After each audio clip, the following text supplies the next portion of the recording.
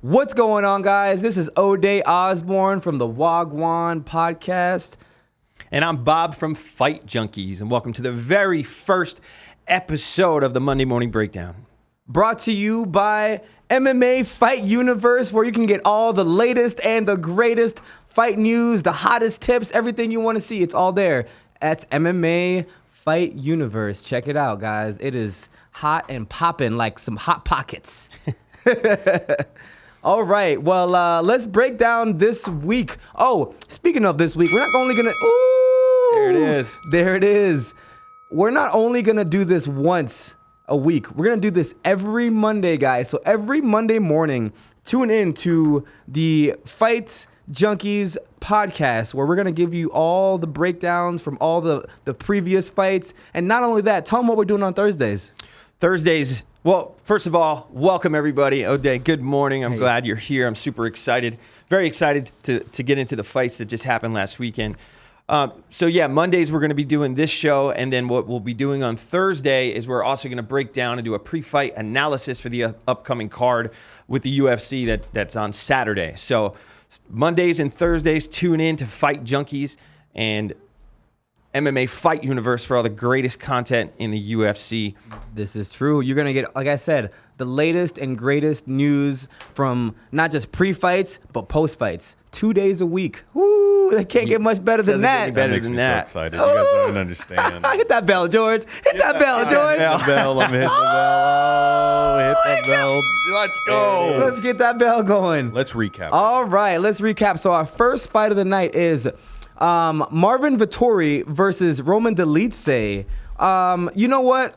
I'm a little biased because I train with Marvin. He's been putting in the runs with me on Mount Charleston. You know, he works his ass off. He's a very hard worker. So I'm a little biased. But I will say this. I did not see that fight being a 30-27. That one definitely surprised me a little bit. What are your thoughts on that? Yeah, I'd say the same. You know, I'm a big fan of both of these gentlemen. I was a little upset with Vettori because he came out publicly and said he does not like Olive Garden. So I don't know. I'm from New Jersey. We're real big on our Olive Garden. You're a big, which I'm surprised though, because are you Italian? No, that's why I like Olive Garden. Okay, never mind. I thought you were Italian. I was gonna say Olive Garden is like, it's the shame for the Italians. It's the man. McDonald's of the Italian world. Yes, so, they do not mess with Olive Gardens. I got to say that this was a great fight, but to answer your question, when they were going into the judges' scorecards and it was a unanimous, I honestly had it the other way. Oh, you had it Dolidze winning. I did. Okay. I did. Okay. Now, looking at it as I broke it down this weekend at the significant strikes landed by Vettori, there was certainly a drastic difference in the amount.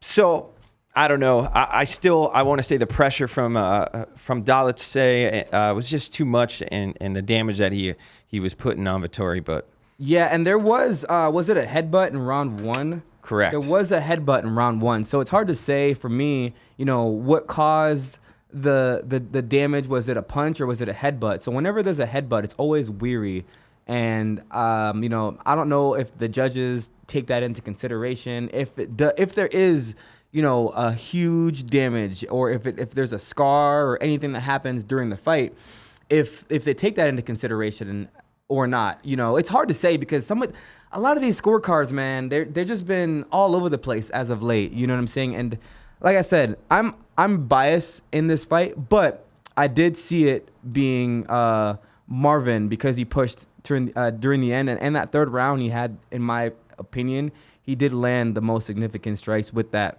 I believe it was a right hook that he was getting off. I want to bring up a point that I don't think we've spoke about. Or Vettori, I got to give him props for you know, he fights out of Vegas. He's in London on a huge pay-per-view card, and he, don't forget, is the number 4 middleweight who decided to come out and fight, I believe, the number 11. So, you know, that's a big gamble when the last few fights of his have been title fights and number 1 contender spots. And then to say, you know what, I'm going to go ahead and sign the dotted line and get out there and fight at number 11. Yeah, who's also a monster. Roman Dolidze is an absolute animal, man. He fights with so much tenacity, you know. He's always trying to finish you every time. And not just that, but he'll surprise you with his ground game, too. He's submitted quite a few people with, I believe, the same knee bar. You know, his knee bars are incredible. You know, absolutely incredible. His last fight, he had a knee bar, I don't know if it was the first or second round. But I'm excited to see more of Roman and see what his future holds because, man, those Georgian fighters can really fight. They scrap, man. And I'm excited to see Roman and how the UFC produces him and how he produces himself. Where do you think Vettori goes from here? That's a stacked division. Oh man, it really is, man. I would like to see. And I'll say it here. Cannonier? Duplessis. Duplessis and Vettori. That would be a great fight, actually. That actually would be a fight that I would pay to see. I would rather see. I would see either Duplessis or Jared Cannonier versus Vettori. Either one of those. You know, I think Duplessis would be a good fight. I think that's a good matchup right there. I agree. I do think it makes more sense. Cannonier is, you know, right in that 3-4 spot at 185. So him and Vettori obviously would be, you know, if you're looking at the numbers, a better matchup. I agree. But yeah, Dricus Duplessis is a complete beast coming off a win over Darren Till. And man, he looks good. He really looks good. But that division's kind of been at a steadfast. Everybody, besides Piera, that's coming in. Oh, man, yeah. But in my opinion, though, I think Piera has the most holes in his game. You know what I'm saying? Where if there was a champion that could be beaten by having a lot of holes, for me, I think it is Piera because of his ground game. If you look at the fight with him versus Izzy and how easily he was controlled on the bottom, you know what I mean? I think there's a lot of holes there where people will and can exploit if he doesn't. Obviously, he's going to put the work in, but how much work can he put in a year? And I'm not trying to be, you know, I'm not a hater or anything. I agree. I completely agree. You know what I'm saying? I just know that gap, watching that last fight, that showed me that, you know, there's a lot of gaps, a lot of holes there. And I'm hoping he plugs those holes because this next fight is going to be interesting. You know what I mean? It's going to be a great fight. I'm definitely flying out to Miami for that one. But with that being said, let's move on to our next fight, our next bout. Who do we have for our next bout? We have Jennifer Maia versus Casey O'Neill. Ooh, Casey O'Neill coming off of a 9-month layoff. You know, this fight was interesting because, you know, if you look at the numbers, all the numbers and the stats show that Casey was going to be dominant, and she came up short, you know. But I will say I did watch Casey in the PI come from not being able to walk after her surgery. You know, she blew her knee out, had surgery. I believe it was a 9-month layoff. And anytime a fighter has a 9-month layoff, and I know you hear Dominic Cruz all the time talk about ring rust, they're not real, and it's just a mindset thing and all this stuff. But I'm here to tell you that we're not all Dominic Cruz. When I have a long layoff like that, I need like a warm-up fight. You know, she jumped. I give her props because she jumped into the dog pen. She really did, because I remember watching her, like I said, struggling at the UFC Performance Institute, and thank God for their facility and her improvements, because she went from not being able to bend or move her knee to being able to fight again, which when you watch her from day one, it's like, how is this girl going to be able to do anything again? You know, and the fact that she went in there and performed the way she did, I give her mad props. And who actually knows if she was in the best position to even go forward and take a fight? We don't know. You know, you all as fighters, you have bills to pay, you have families. 9 months out is a long time. Now, granted, she was 9-0, King Casey, doing tremendous. And I did have her winning this fight in my mind going into it. But we can't forget about Jennifer Maia. Yeah. She's an OG. She's got almost triple the amount of fights as Casey. She's just a beast. 100%. And, you know, taking no credit from Jennifer Maia, she did a really nice job. Her game plan was solid. Like, she stayed in there and she was just ripping combinations, ripping combinations. She definitely, in my opinion, I think she had the edge on the power side. Yes. Her strikes definitely did more. Meanwhile, Casey had the fluidity and the combos. She was adding kicks. But Jennifer Maia, man, her combos, she I don't think she threw any less than a 3-punch combination. Every combination she threw was like a 4 and a 5-punch combo. It was like bing, bing, bing, bing, bing, bing, bing, bing, bing. And I think that was what won her the fight, was the fact that, if you're a judge and you looked at that, you see that she started the combo and she ended the combo. But then Casey made the adjustment in round 2 where she would initiate a strike, then she would hop out, and it would her hopping out would kind of negate Jennifer Maia's strikes, which I thought was a great adjustment from Casey. Yeah, I was looking at the amount of boxing that was going on in that bout. I don't know if that's something that she realized was going to be an asset while they were already in the fight itself. Mm-hmm. But she stayed in the pocket. She just kept that boxing stance through those combos, and she looked tremendous. And yeah, her power was definitely evident. She's a beast. She really is, man. I was very surprised, honestly. I thought Casey was gonna go in there and dog walk her, but that was a very spectacular performance, and she had a lot to prove too, because she came off of, in her last 3 fights, she was 1-2. So she fought like she was fighting for her job, and she was very composed in there. So hats off to Jennifer Maia for that. Like I said, I'm a little biased again because my heart is with Casey. Yeah. But if you're looking at the strike counts though, that's incredible. The strike counts were incredible. She landed 145 total significant strikes out of 349. Wow, that is a strike count. And what was Casey's? Casey had 137 significant strikes out of 264. Wow. And I watched the pressure and the pace of that fight for all 3 rounds. Mm-hmm. I got tired walking into this building this morning, trying to put on headphones. I couldn't imagine throwing almost 400 punches at an opponent and ending strong. So hats off to both of those ladies. What a tremendous fight. Agreed. That could have gotten fight of the night because of how, it was so high paced. It was so intense. It was so close, So hats off to both women. That was amazing, like you said. Absolutely amazing. All right, guys. So moving on. Before we move on, let me get a shout out to my man behind the desk, George. What's up, man? Ooh, I was watching the fights this weekend too. Ooh. I love Casey O'Neill. Yeah. I do have a question for both of you gentlemen. What's that? Since you want to give me a shout out here. What's up, George? Casey O'Neill had the chance to protect the perfect record. And how do you feel about people that are put in that position, right? Mm-hmm. To fight a stud when your record's perfect?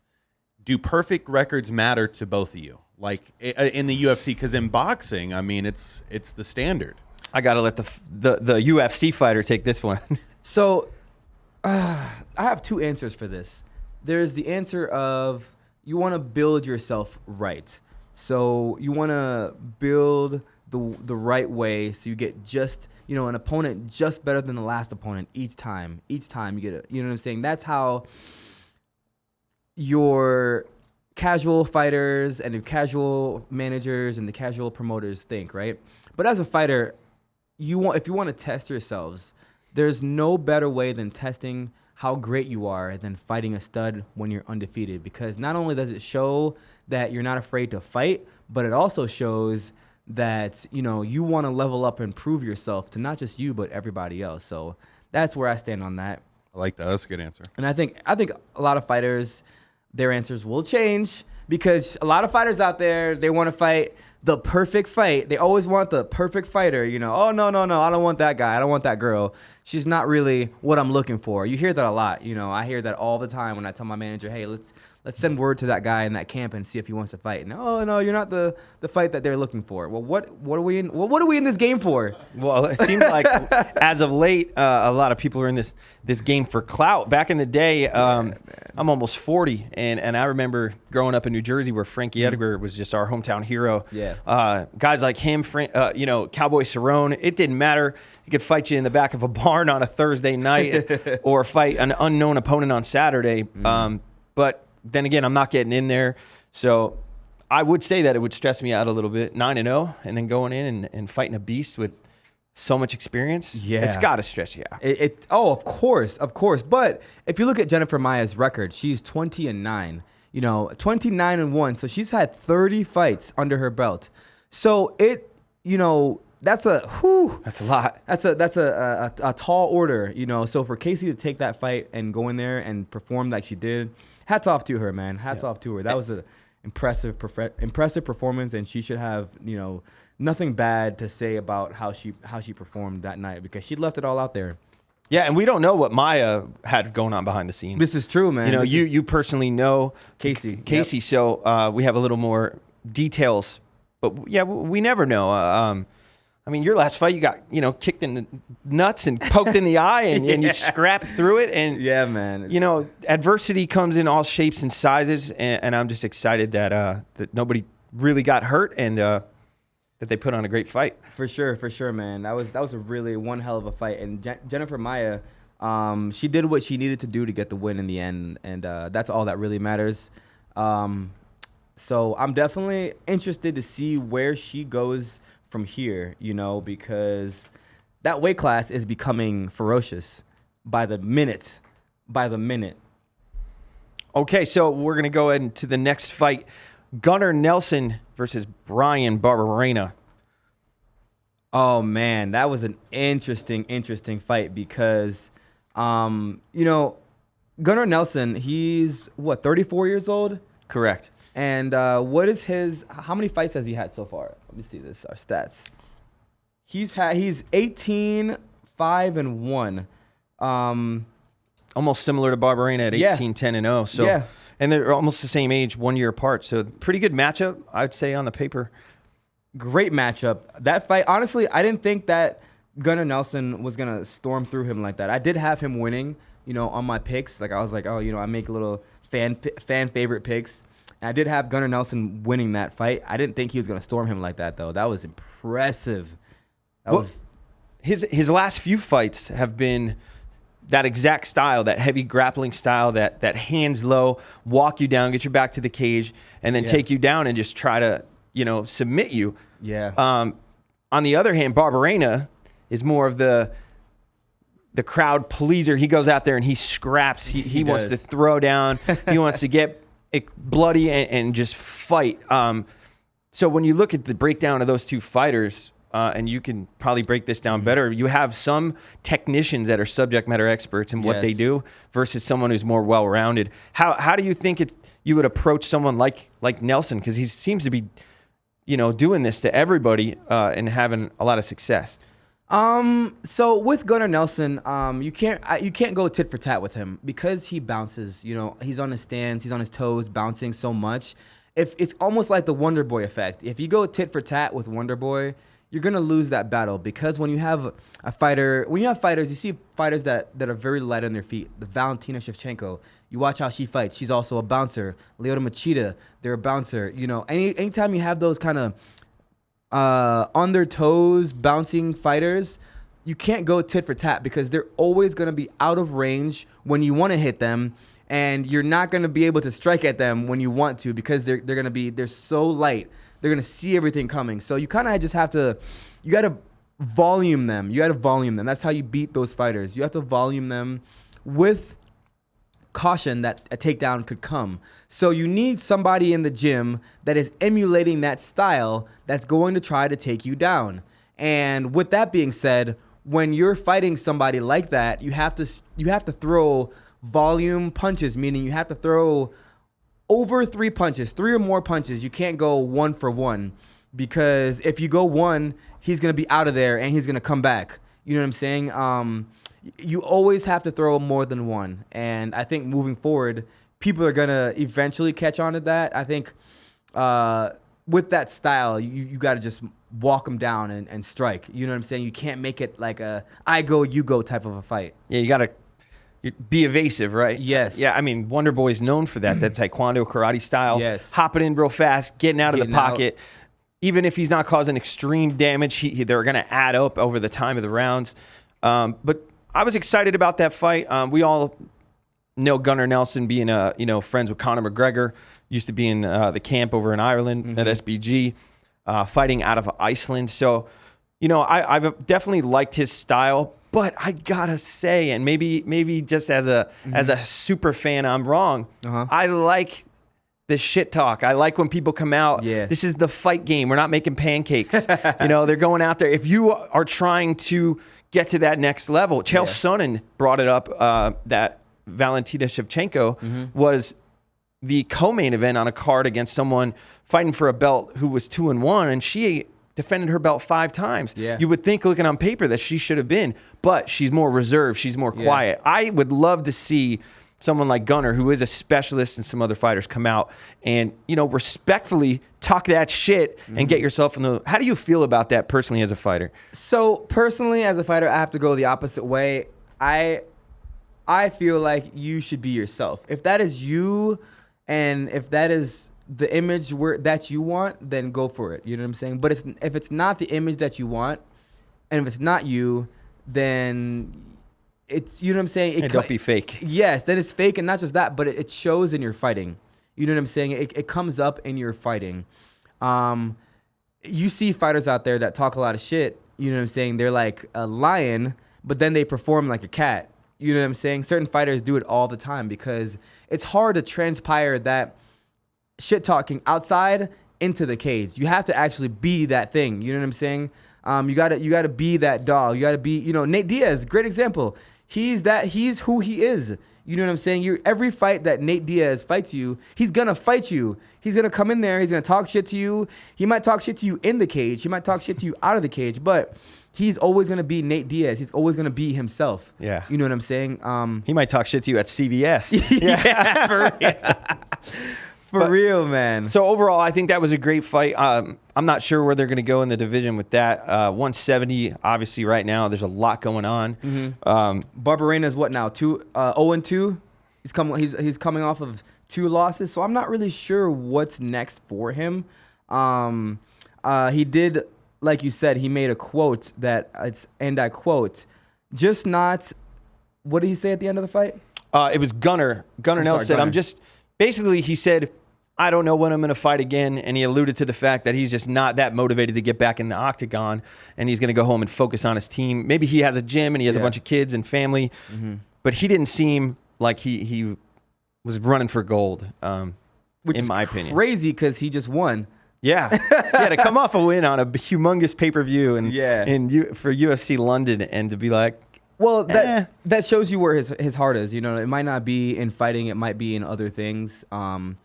So I'm curious and interested to see what's next for him, because he's not that old. He's only 34 years old. But 34 in fight years is like 44 as well. Yeah, I'm 36, and after being in the military, all those ruck marches add up. I feel like I'm 72 sometimes. I feel that, man. Shit, I'm only 31. Sometimes I be feeling like I'm 36, But fight years is so different than regular human years because it's just a lot of, not just the punches and the abuse that we take in the gym, but it's a lot of other stuff that fans don't see, like the weight cuts, man. Those weight cuts are brutal. They can be if you don't manage them right. They can be brutal. Well, you guys, it seems like the dream, right? Be a pro UFC fighter on the biggest platform the world's ever seen. But fans, to include myself, forget that you're always on. Every time you are outside in public, you have to carry yourself. You are a brand at the end of the day. So it's kind of hard to just be Ode sometimes and say, look, I just want to talk some fun with the friends and just forget about the rest of the world, because you are on a humongous platform, which is a blessing, but it's got to be hard. And maybe after all these years, it's been weighing on Gunnar Nelson. Oh, for sure. It definitely is hard. And the reason I bring up certain things like weight cuts, because, it's not you fight for, 3 months or you train for 3 months and that's it. It's not a 3-month fight camp or a 2-month fight camp. Or, you know what I'm saying? The fight camp is 52 weeks. There's no off season in fighting. I always say that. You fight, you take 2 or 3 weeks to kind of get your mind right, you know what I'm saying? Get your body recovered from the weight cut, from the emotions, from the adrenaline, and then you're right back in the fire with the animals again. You know what I'm saying? And there's no, you fight and your season. Yeah, that's not how it goes. That's not how it goes at all. It's a 52-week fight camp.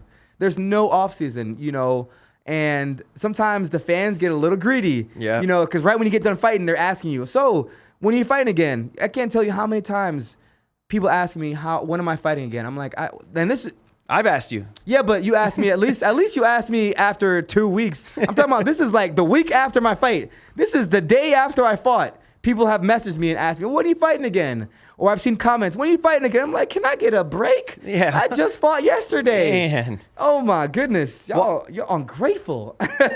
Enjoy the couch, right? Exactly. I'm over here getting kicked in the neck. I think that's a great segue into the main event, which is also the 170-pound division. And before we touch on the main card and the main fighters, I want to talk about how Colby Covington, to your point, how it's a 365 days a year that it's a job. Yeah.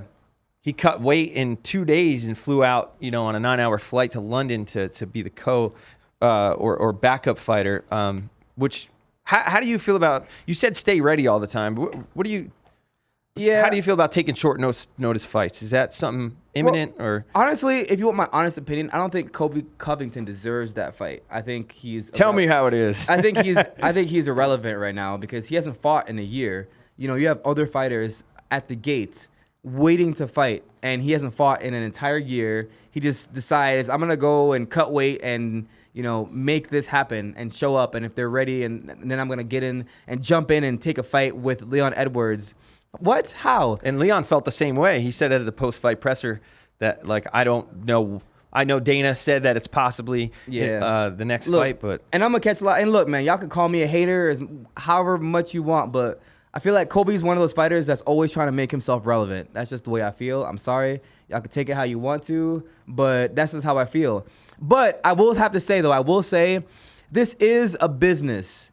The UFC is a business, and Colby definitely makes the dollar amount go. You know what I'm saying? So with that being said, he is a fan favorite. The fan does love him. So that might be the next fight the UFC might make, only because he's a huge draw, and this is a business after all. So be the next fight. You know what I'm saying? Because at the end of the day, we want the numbers to go bing. You know what I'm saying? We want the numbers to hit like that bell. But but do I think it's fair for other fighters? I think Bilal Muhammad is more deserving of that fight. Absolutely. More than anything. You know what I'm saying? He's proved himself time and time again, over and over again. And they have, work to do. They fought once and, the fight got stopped because of an eye poke. So I do think that they have unfinished business. So I think that should be the fight to happen, to make. And Colby should fight Colby should fight Usman or Burns. And then if he beats Usman or Burns, then he gets that title shot. Then I think he's deserving of the title shot. But is he deserving of that title shot, in my opinion? No, he is not, because he hasn't fought in a year, and he's in his last 3 fights, he is 1-2. So how can you say that he's the guy that gets the title shot next? There's so many guys that wants that shot. Speaking of guys that want that shot, there's Islam, who called out Leon after the fight, that said he wants to run it for a 3rd belt. How do you feel about that? I gotta say, in Islam, that he kind of runs under the radar. But I in my own opinion, I feel like Islam Makhachev is slowly turning into the heel.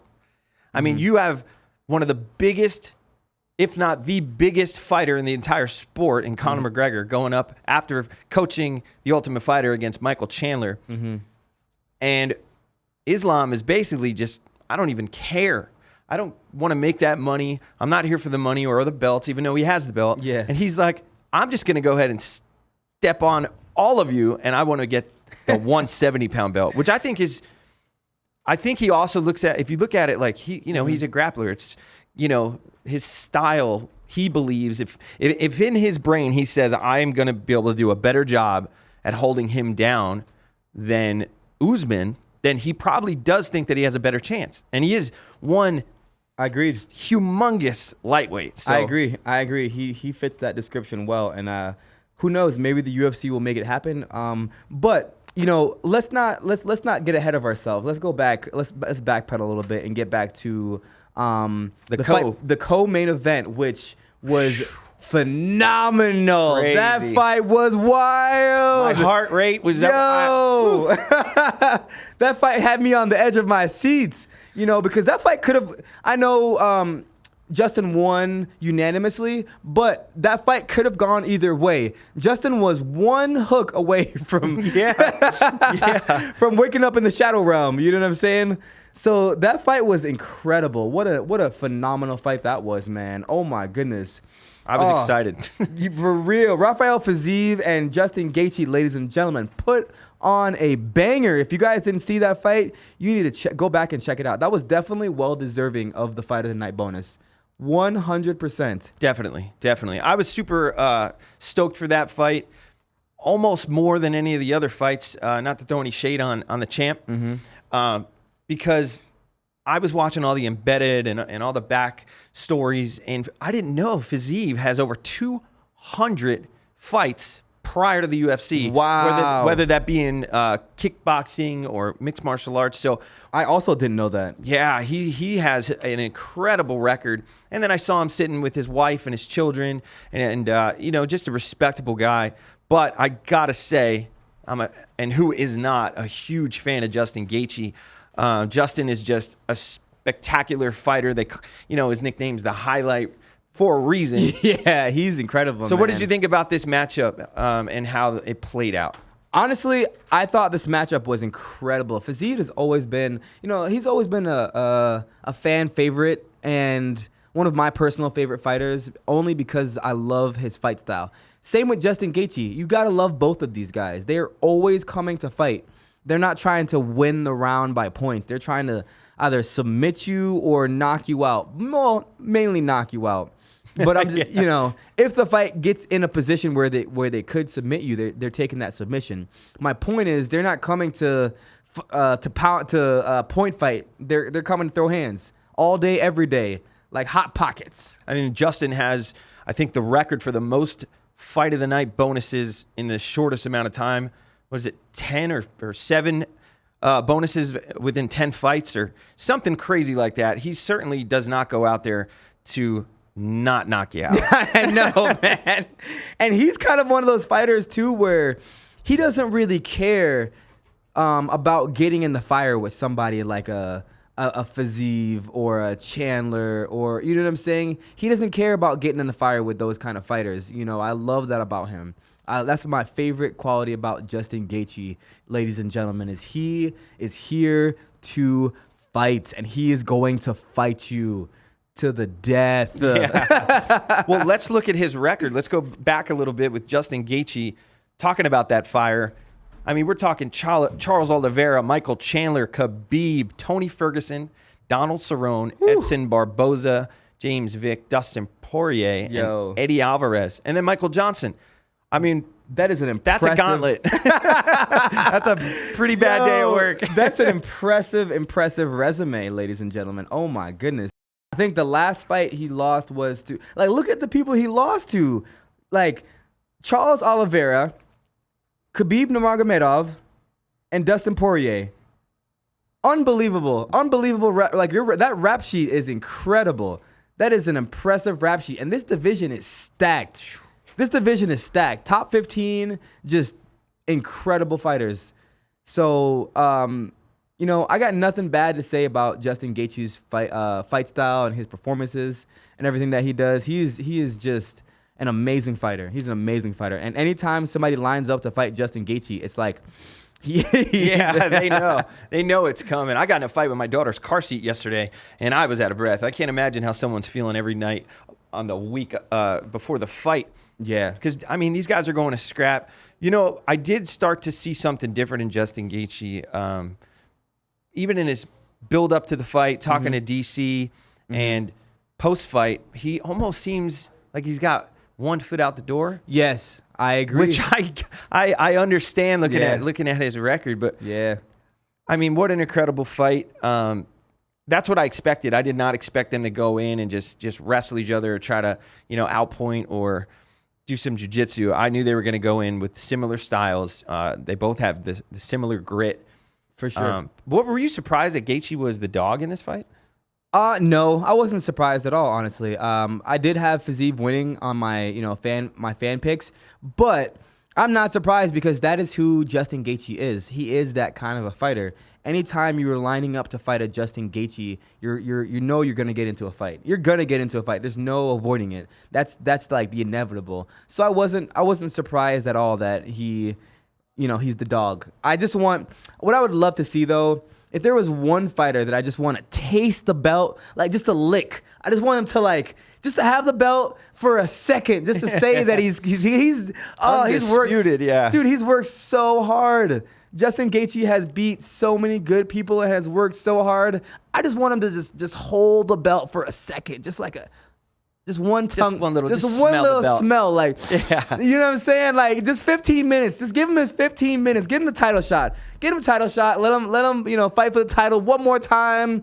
Let him taste the belt, and then he can retire. Well, this morning, I think on Twitter and Instagram, Dustin Poirier tweeted, "Let's go" to another fight. Oh, maybe possibly in Abu Dhabi as a co-main event against Gaethje. Wow. Which, okay. That could be a number one contender slot for the 155 division because Chandler's fighting Conor at 170. Mm-hmm. So I don't. Maybe you could, as a fighter, break that. How does that work? They're both 155ers in the ring, but if they fight at 170, does that propel them forward?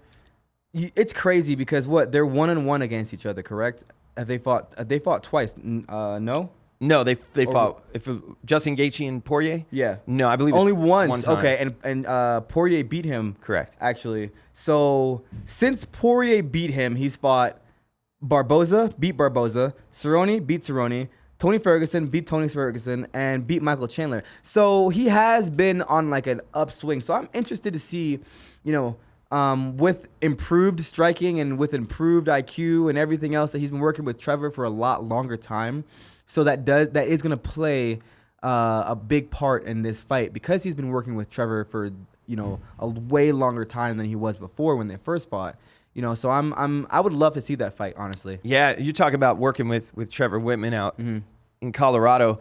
If we go back to the Justin Gaethje that fought Dustin Poirier in April of 2018, he was just the highlight. He'd go out and he would definitely get in the fire and scrap, but he had not at that point honed his striking like you're speaking of now. And we can attest to that by, if you go back and you think of the Justin Gaethje that fought Tony Ferguson, that was a spectacle. I would definitely be excited to watch Justin Gaethje versus Poirier for maybe a possible contender for the belt slot. That would be amazing, man. And I think, honestly, I'm gonna call a prediction. If Gaethje wins, then he gets a title shot. If he loses, he'll probably retire. I'm gonna predict that. Okay. I'm gonna predict that. All you heard right. it here first. Ode Osborne, UFC flyweight, makes his prediction that Justin Gaethje will retire if he loses to Dustin Poirier. So I want to ask you a question since you're in the business. Justin Gaethje obviously is a huge name. Everybody knows and loves Justin Gaethje. Fiziev got kind of most of his face out there this weekend on a huge, actually, the biggest fight card ever done in London. I think it was the gate was over 9 million. Yes. So with a loss being, 8-0 in the UFC, and now he has a loss, not having the huge name, do you think that he's going to have to go back through that gauntlet, or because I think if he won, he was pretty close to maybe one more fight for the belt? Yes, I don't think so. I don't think he'll have to run that gauntlet again because had the fight, like I said, man, I think Gaethje was one hook away from waking up in the shadow realm. I think because of the way that Fiziev was throwing those ferocious hooks, And, I don't think he'll have to, because the fight wasn't like, each round was an obliteration. You know what I'm saying? I think Gaethje definitely landed the harder strikes, and he edged out the win to make it unanimous. I had him winning clearly, Gaethje, by unanimous decision. But Fiziev was still in the fight. Fiziev was still in the fight. And because of the way he fought that fight and the way the fight played out, I do think that Fiziev definitely has a chance of getting a shot if he wins one more fight. I do think that. Okay. I was excited. I'm glad that both men are okay, and congrats to Justin Gaethje. Okay, are we ready to get to the main event, Ode? The main event of the evening. Where's that bell at? Where's that bell, Joe? Oh, damn, I'm just man. saying, the Bruce Buffer. I will be better on the bell in future shows. It's okay. It's our first episode. We got to get some of those little buttons. Oh, yeah. I got it. I am your buttons. The I will easy figure button. it out. All right. Hey, it's our first episode. You know what I'm saying? Look, we're not cutting a damn thing this episode, too. We're raw, fresh, and organic. That's it. Brought to you in the beautiful Las Vegas City of Sin. Yes. Solo, let's get into it. UFC 286 main event. Leon Rocky Edwards versus Usman, the Nigerian Nightmare. Ooh. What'd you think of this fight? Yo, man, I have so much emotions, and oh man, this fight was crazy because everybody counted. First of all, I just gotta wait before I even start on my rant. I gotta say that I was born in Kingston, Jamaica, and Leon Edwards was from the same parish as me. In Jamaica, we use parish as like a town or a city. Leon Edwards is from the same small parish of Kingston. So, this was a big win for Leon, but also for myself and Kingston, Jamaica. He had to put. I know he reps Birmingham, but he also had Kingston on his back as well. So for me, I was like, yo, we let's get this win. You know what I'm saying? And You have to. That. Oh, I'm gonna go over what I liked and what I didn't like about this fight. I loved that. If you watch that fight, Leon Edwards was attacking the body, attacking his leg, attacking his body, attacking his leg. He didn't throw that head kick not once until the 5th round. So he was banking on using Usman's reflexes of blocking his leg kicks and blocking his body to catch him off guard. And then in the 5th, you see where he throwing that head kick, and it kind of landed a little bit. That would have been insane if that hit him again and Oh my goodness, clapped him. But I loved how the fight started. You see Usman got in his face right from the jump, and then Leon Edwards hit him with the trigger finger. Was like bow bow bow bow bow. He wasn't even scared. So the energy from the fight start was amazing to start off. It was incredible. I do have to say though, I didn't like how kind of whiny Usman was during the fight. You said that while we were watching. Yeah, I do. I get it. You know what I'm saying? I have been kicked in the nuts before, and I've been kicked in the cup. When you get kicked in the cup and it doesn't hit your nuts, it's kind of like, oh, well, you know what I mean? Like, you can kind of go again. You can kind of see it didn't really affect Usman when he kicked him. He was kind of like, come on, bro, really? Come on, bro. It's like, bro, just if you got kicked in the nuts and it hurt, you know what I mean? Take your time. Yeah, there's a rule set for a reason. Yeah, right? But if you're not hurt. And he wasn't intentional. He wasn't intentionally trying to kick you. Like that stuff, I don't really like that whiny LeBron James stuff. That reminds me of Colby against Usman. Yes. He was on the other side. He was like, oh, what are you, I mean, I'm not in there, but I get it. Like, we're here to scrap. Look at but it was like Lionheart got kneed in the face. Could have won the belt. Yeah. John Jones kneed him while he was down, and he could have walked away with the light heavyweight championship, but he said no. I respect that. I respect. It's like, why are we here? It's a fight game. You know what I'm saying? When you get that whole like, that's how we turn into basketball. When you start doing that flopping bullshit, we're like, oh, come on, ref, do you see that? You see what he's doing? He's grabbing my glove, ref. He's doing this, ref. When you start doing that shit, it's like that stuff pisses me off, man. Like, shut up and let the ref do his job and take your time, get back in there and fight. Like, stop. You know what I'm saying? That's how this turns into basketball. You know what I mean? You start flopping for stuff. You see it when fighters put the hands down. Anytime they have one knee, they'll put the hand down and kind of reach. You know what I'm saying? That's another thing I think they need to change. I think it needs to be a knee. The finger down rule needs to be gone. If they put their finger down, you can knee him in the head. Because guys play that too much. Yeah. They play that too much, man. You knee him in the face. So I want to dive into a little bit about the magnitude of trilogy fights and in the UFC especially. We go back to George St. Pierre and Matt Hughes, John Jones and Daniel Cormier. This, what seemed in the beginning due to the first fight kind of being extremely one-sided, turned into a headshot KO. Yeah. And now the biggest pay-per-view card that UFC London has ever put on in a trilogy. I want to ask you about mindset as a fighter. I honestly, and I think we spoke about it while we were watching the fight live, Usman seemed a little more reserved. He was calm and collected, even when. Usman. I'm sorry. Usman seemed reserved. Yes, I don't know. Not scared. Yes, because he's in there. But like, I just got knocked out. It's only been 8 months, 9 months. Yes. How does that affect a fighter? It definitely lives in their head, you know. And Usman is mentally tough. He's probably one of the most mentally toughest fighters out there right now. So I don't know how much that affected him or how much it didn't affect him. I just know that he's a very tough fighter physically and mentally. You see him from his resume. You know, he's got a very impressive resume. Like, the only other person he's lost to was Leon Edwards, you know, and he hasn't lost since then. He's got on like a 14 or 15 fight win streak. It's crazy. Usman's resume is insane, you know. So who knows how that affected him or how it didn't affect him. But I do know that Edwards was extremely composed, extremely fast, and he looked sharp the whole fight. You've seen where Usman pressed him up against the cage, and it wasn't like he was panicked. You know what I'm saying? Even when he got the takedown, he wasn't panicked. He was calm, composed. When he got pressed up against the cage, he was just like, let's go. And he was ready. He was ready every time. So I thought that fight was incredible, man. I thought Leon Edwards did what he needed to do. I had him winning unanimous as well. It was a great fight, great scrap.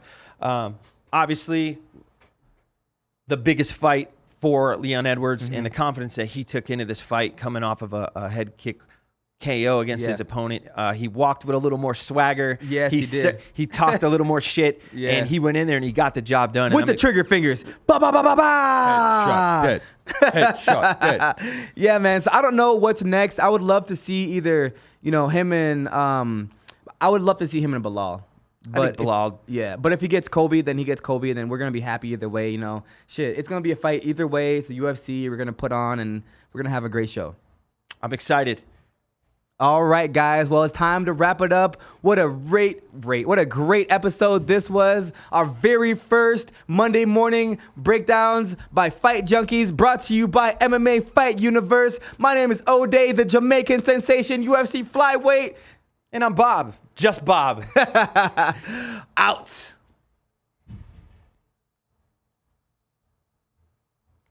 That was a great first episode.